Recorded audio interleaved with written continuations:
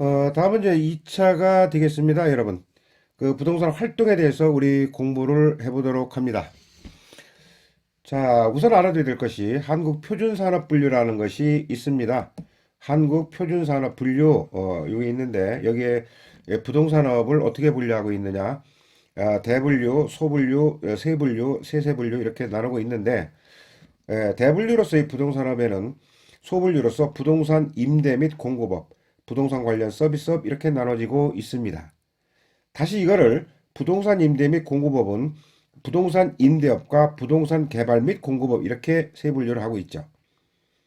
그래서 부동산 임대업이라고 그러는 것은 주거용 건물 임대업이다. 비주거용 건물 임대업, 기타 부동산 임대업 이렇게 나오죠. 주거용 이거 뭐가 있어요? 아파트라든지 단독주택 뭐 이런 것들에 해당이 되겠죠. 그 비주거용 건물이다. 이건 사무실용이에요. 사무실용, 사무용 같은 것.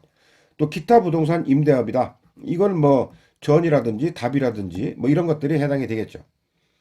그래서 임대한다 이 소리예요. 그 다음에 부동산 개발 및 공급업도 마찬가지입니다. 주거용 건물 개발 및 공급업, 비주거용 건물 개발 및 공급업, 기타 부동산 개발 및 공급업 이렇게 나누어진다 그 소리예요. 다음에 부동산 관련 서비스업은 다시 두 가지 세분류로서 부동산 관리, 관리업과 부동산 중개, 자문 및 감정평가업 이렇게 나눠집니다. 그래서 부동산 관리, 어떤 부동산을 관리하느냐? 주거용 부동산을 관리한다. 아파트 관리사무소 이런 거 있죠. 비주거용 부동산 관리를 한다. 비주거용 부동산 관리를 한다. 그다음 뭐 상가 건물 뭐 관리사무소 이렇게 됩니다. 근데 이 문제는 기타 부동산 관리업은 없다는 것. 기타 부동산에 대한 관리는 없다는 것. 그 다음에 이제 부동산 중개, 자문 및 감정평가업인데 부동산 중개, 우리 공인중개사죠. 중개 및 대리업이다. 부동산 투자 자문업이라고 그랬습니다. 투자업이 아닙니다. 투자를 자문하는 겁니다. 그다음에 부동산 감정평가. 또 이 부분에 이제 시험에 나올 때는 이걸 다른 말로 뭐를 바꾸냐면은 뭐 부동산 투자업이다, 부동산 금융업이다, 부동산 건설업이다, 뭐 이런 걸 넣는다 그 말이에요. 그건 틀렸다 그 소리입니다. 그래서 말을 조금 바꾸는 것. 예를 들어 주거용을 아파트 관리라든지, 그 다음에 비주거용을 사무용 건물 관리라든지 이렇게 바꿔도 똑같은 소리가 되는 겁니다. 다음은 이제 부동산 활동의 이제 속성에 대해서 보도록 하겠습니다. 부동산 활동은 어떠한 속성을 가지고 있냐, 본질적으로 어떠한 것을 포함하고 있느냐 그 소리죠. 그래서 부동산 활동이라고 하는 것은 첫째로 과학성 및 기술성을 가지고 있습니다. 그래서 이론 측면에서의 과학성, 실무 측면의 기술성이 모두 강조가 된다는 것. 다음에 부동산 활동은 사회성, 공공성, 윤리성 및 사익성을 가지고 있다. 부동산 우리가 이제 자본주의예요. 그 사적 재산을 인정하죠. 그러니까 이제 공공성도 있지만은 사익성도 중요하다는 것. 높은 사회성, 공공성이 강조가 되고 부동산업자의 직업 윤리도 중요하게 여긴다 그 소리예요. 부동산업자들의 뭐 고용관리, 조직관리, 서비스관리, 공중윤리 이런 것들. 또 공익을 해치지 않는 한 국민의 사익을 존중한다. 사적 재산을 존중해 주는 거죠. 그 다음에 부동산 활동은 전문성을 가지고 있습니다. 부동산 뭐 지원 분야 같은 데 보면은 부동산 감정평가 활동이라든지 또 부동산 관리 활동, 부동산 중개 활동 이것도 전문적인 자격을 가진 사람들이 한다고 말해. 그 전문성을 요구하고 있다. 전문적인 학문이다. 아까 잠깐 말씀드린 적도 있어요. 다음에 정보 활동성입니다. 부동산의 특성 중에 나중에 나오겠지만은 부동성이라고 하는 특성이 있어요. 움직이질 않아요. 어느 지역에 있으면은 일반 물건처럼 가져다가 팔고 가져다가 보여줄 수가 없습니다. 그 다음에 부동산 현상을 둘러싼 통제 불가능한 요인들이 많기 때문에 대부분의 부동산 활동은 정보 활동에 해당이 된다는 것. 다음에 대인 활동 및 대물 활동성입니다. 부동산 활동은 사람과의 관계가 되는 대인 활동인 동시에 직접 부동산과 관련된 물건과 관련된 대물 활동이다 그 소리야. 그 대인 활동이면서 대물 활동이다 그 소리입니다. 다음에 이제 임장 활동성이다 그럽니다. 임장 활동이라고 그러는 것은 현장에 직접 가보는 거예요. 우리 감정평가할 때 직접 가보죠. 감정평가사들이.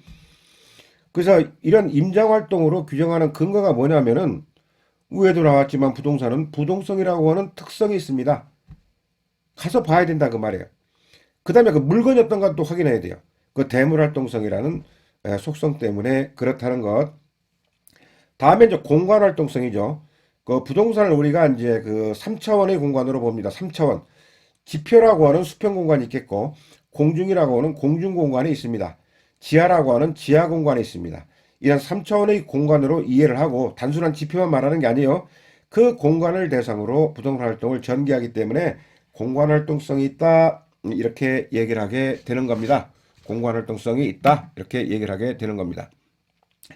다음에 이제 배려의 이제 장기성이죠. 배려의 장기성인데 부동산의 속성 중에 또 뭐가 있느냐면은 영속성이라는 게 있어요.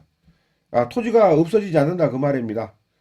그 다음에 한번 투자하면은 오랫동안 투자 기간이 걸리죠. 고정성 이런 것들로 인해서 일반 소비 상품을 대상으로 하는 활동과는 달리 장기적 배려에 의해서 그 결정을 하게 된다는 이러한 속성을 가지고 있는 겁니다. 다음에는 이제 부동산 활동의 즉 부동산학의 일반 원칙이라는 것이 있습니다. 그 부동산 활동의 일반 원칙은 크게 이제 네 가지 원칙으로 나눠보게 되는데 능률성의 원칙, 안전성의 원칙, 경제성의 원칙, 공정성의 원칙 이렇게 나눠봅니다. 근데 이 능률성의 원칙이 상당히 이제 중요하죠. 능률성의 원칙이 이제 상당히 중요한데 여기 다시 구분을 해가지고 소유 활동에서 최이용의 원칙이 적용이 된다는 것. 그 다음에 거래 활동에서 거래질서 확립의 원칙이 적용이 된다는 것. 그래서 최유효 이용의 원칙, 그 다음에 거래질서 확립의 원칙. 이것이 능률성의 원칙과 관련이 있다. 그 소리입니다. 그 다음에 안전성이라고 하는 것은 법률적, 경제적, 기술적 안전성 많이 나온다고 그랬죠. 또 경제성의 원칙이라고 하는 것은 최소 비용으로 최대의 효과를 얻자.